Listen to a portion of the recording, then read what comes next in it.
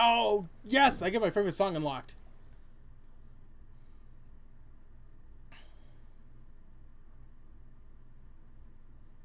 And load back. Load back to the Oasis. There you go. Now I want to know what's in door number 2. And I guess the rest of the doors will unlock as soon as I get to more access points. And more back doors and whatnot. Hello, but, what's this?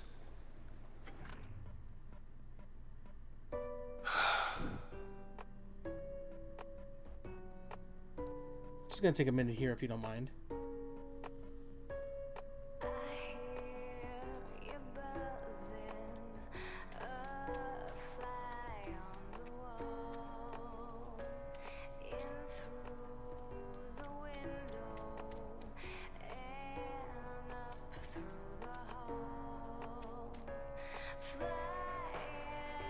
So, I'm going to take a small pause here if you don't mind.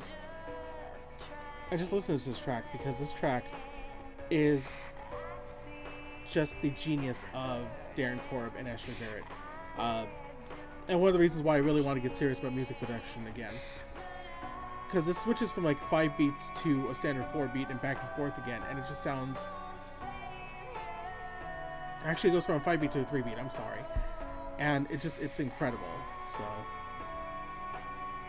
I don't know. It's the music geekery in me. Like, I've always wanted to learn how to play music, and I've decided to get more serious about it last year, after I nearly had a track that made it into a AAA title. I was really close, but it didn't happen. And you know, I was a little sad. I was a little, depressed about it, admittedly. But after a bit, I realized, you know what? I had only done 2 tracks, just learning on my own without any sort of like professional training or any sort of like learning outside, like little bits and pieces that I learned online. And I got 2 tracks, and one of them almost made it into a game. It was part of the whole Beyond Good and Evil 2 thing that they were doing with Hit Record, and I was already with Hit Record for a couple years anyway. So, and I was working on this track before they announced the Beyond Good and Evil 2 contest or competition, or it wasn't even really a competition, but it was more of a just kind of a job thing, you know. And I almost made it. Like, my track that I was working on anyway, that was already inspired by BG&E, almost made it there, like with some musical remix magic by some of the Hit Record users out there, and it was almost there. And then it got put on the back burner. And I was like, oh, I was so close. It was already in production, and like in not post-production, but like it was already getting tweaked and turned, and already went to like the higher ups at Ubisoft. And then I guess I don't know what happened, but the decision was made to put it on the back burner, and I was just a little sad. But after only 2 tracks and being a fledgling musician, I realized that's really far for having so little done and so little learned. And so I decided to double down on music production thing, and this soundtrack is actually one of the reasons why I wanted to get serious about it. Like Darren Korb and other musicians like Michiru Yamane, the composer behind the Castlevania series, Nobuo Uematsu, the genius behind so many RPGs, Final Fantasy, Lost Odyssey, a couple things that Miss Walker has worked on.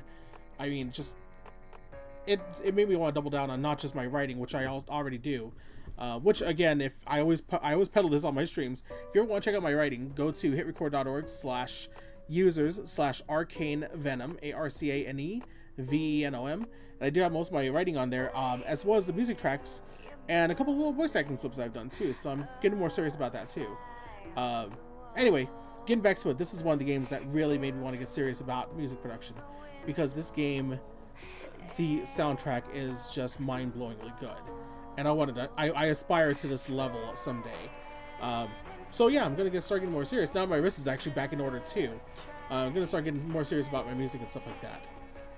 So yes, I encourage anybody who wants to get into like music theory, music production, please pop onto like Spotify or grab the soundtrack from Supergiant's website or wherever you can get the soundtrack, and just give it a listen. Especially the track in Circles. Like we left it. Was hoping it'd be more like before.